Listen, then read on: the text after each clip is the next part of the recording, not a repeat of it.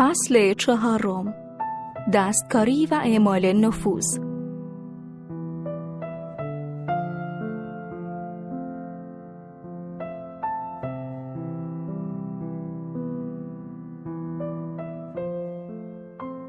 نوام چامسکی زبانشناس و منتقد برجسته که در دانشگاه MIT تدریس می‌کند و یکی از صداهای برجسته روشنفکران و دیگر اندیشان در دهه‌های اخیر بوده است، فهرستی از 10 مورد از متداول‌ترین و مؤثرترین استراتژی‌های رسانه‌ها برای دستکاری اذهان عمومی و به انحراف کشاندن افکار مردم را ارائه می‌دهد. از منظر تاریخی، نقش رسانه‌ها در شکل دهی به افکار عمومی اثبات شده است.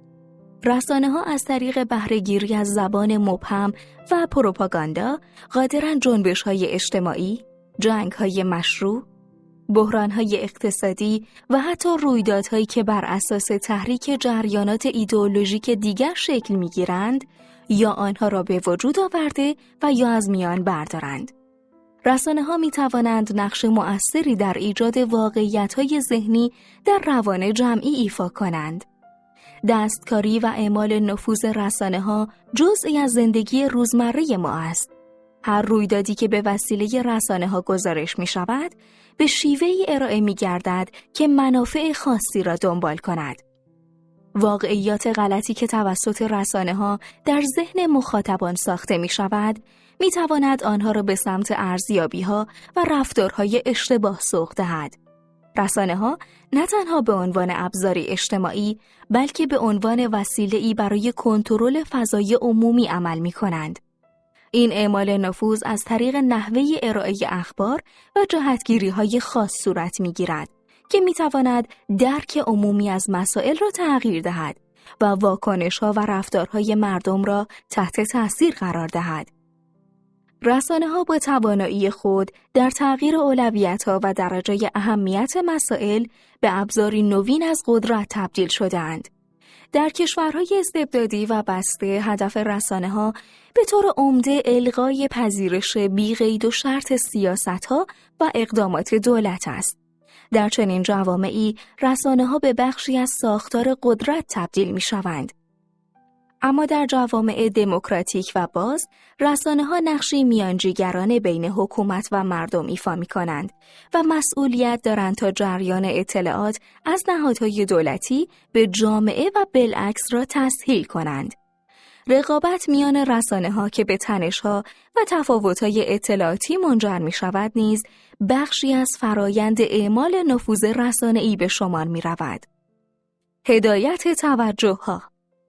در اینجا بی اهمیتی واژه‌ای است که به شکل کلیدی مطرح می شود و توجه منابع که محدود است به آن اختصاص می یابد.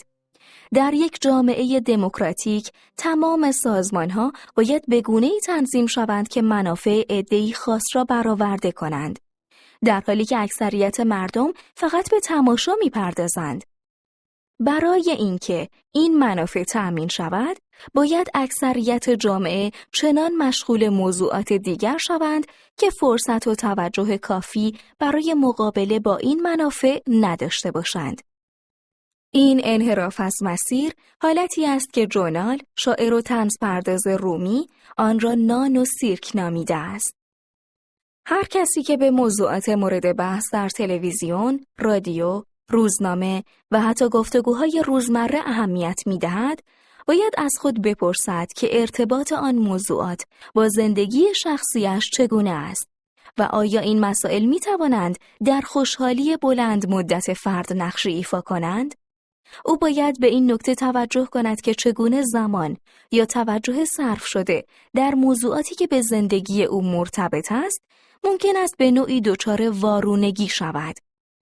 به این معنا که وقت و انرژی بیشتری به مسائل بی اهمیت اختصاص یابد.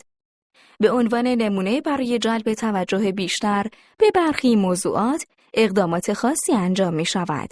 به طور مثال پیشنهادات ویژه در سوپرمارکت‌ها، جدول‌های مربوط به تیم‌های محبوب، روابط عاشقانه افراد مشهور که از عرف خارج است، نام‌های عجیب و غریب بچه‌های همسایه، مزایای مارگارین نیمه چرب نسبت به مارگارین معمولی و مواردی از این دست، در حالی که در کنار آن مسائل مهمتری همچون تحلیل حقوق مدنی، شکنجه، تهدید به قتل عام و جنگ‌های پنهان از طریق روش‌های غربی، عادی‌سازی جنگ، نژاد پرستی و تحریف علل جنگ و دامن زدن به بحران‌ها از طریق ایدئولوژی‌های جنگ قرار دارند. چرخه اجباری مسئله، واکنش و راه حل. در این فرایند ابتدا مسئله‌ای ساخته می‌شود که واکنشی را در مخاطب برمی‌انگیزد و این واکنش به معیاری برای ارزیابی میزان پذیرش فرد تبدیل می‌شود. به عنوان مثال، اگر خشونت‌های شهری افزایش یابد یا حملات کشتارآمیز سازماندهی شوند، مردم ممکن است پذیرای قوانینی شوند که آزادی‌های فردی را محدود کنند. به همین ترتیب، اگر بحران اقتصادی ایجاد شود که به مردم القا کند که لغو حقوق اجتماعی و برچیدن خدمات عمومی اقدامی ضروری است، آنها این تغییرات را به عنوان امری اجتناب ناپذیر می‌پذیرند. زمانی که مسائل اجتماعی به شکلی طراحی شوند که احساسات خاصی را در مردم برانگیزند، فرصت ایجاد راه حل‌هایی فراهم می‌آید که به طور ایدئولوژیک از ابتدا برای آنها تقاضا وجود داشته است. زمانی که وضعیت زندگی مردم به سمت زوال می‌رود، اقدام به ارتکاب جرائم جدی به نوعی به نظر طبیعی می‌رسد. حامیان نئولیبرالیسم یا آزادیخواهی نوین افرادی با استعداد هستند. همانطور که در مثالی درباره تأمین مالی ایالتی آورده شد، به دلیل افزایش بدهی‌های عمومی به طور فزاینده‌ای شاهد از بین رفتن منابع مالی هستیم. در این میان، ترسی که برای مدیریت این بحران ایجاد می‌شود، از طریق حمایت رسانه‌ای و لابیگری‌های تجاری شکل می‌گیرد و راه حل‌های اشتباه به عنوان راه حل‌های مؤثر ارائه می‌شود.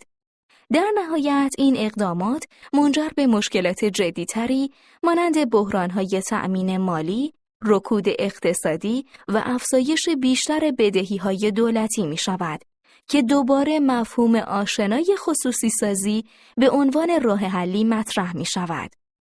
این موضوع به گسترش شدید نفوذ بخش خصوصی در حوزه‌های مختلف منجر می‌گردد. این روند شامل خصوصی سازی، کاهش مقررات و کاهش هزینه‌های دولتی است. مقاومت در برابر کاهش هزینه‌های دولتی عمدتاً از جانب بوروکراسی و کسانی است که از کمک‌های دولتی بهره می‌برند. بنابراین برای کاهش کسری بودجه، ابتدا باید مالیات‌ها کاهش یابد تا از فشارهای مالی بر خزانه کاسته شود. این امر به کسری بودجه‌ای کمک می‌کند که خود به عنوان اثباتی برای صحت این راه حل در نظر گرفته می‌شود. این استراتژی را می‌توان در بحران یوروی کنونی مشاهده کرد. با کاهش بودجه‌های اجتماعی، بحران‌های اقتصادی به ناچار منجر به بیکاری گسترده می‌شوند. از طرفی کاهش سیستم‌های حمایتی بیشتر به کسری بودجه دولتی دامن می‌زند و مشکلات جدی‌تری را به دنبال می‌آورد. نائومی کلین در کتاب دکتریان شوک نمونه‌های زیادی از این روند را بیان می‌کند. هر فردی که تفاوت اطلاعاتی بین طبقات خاص و مردم معمولی که تحت تأثیر تحریفات رسانه‌ای قرار می‌گیرند مشاهده کند، به ویژه زمانی که رسانه‌های بزرگ به عنوان شاخه چهارم دستورات دولتی عمل می‌کند و با ذهنیت یکسان از یک سو می‌گویند، در می‌یابد که چگونه بحران‌ها، فجایع و مشکلات می‌توانند به راحتی در جهت منافع خاص بهره برداری شوند.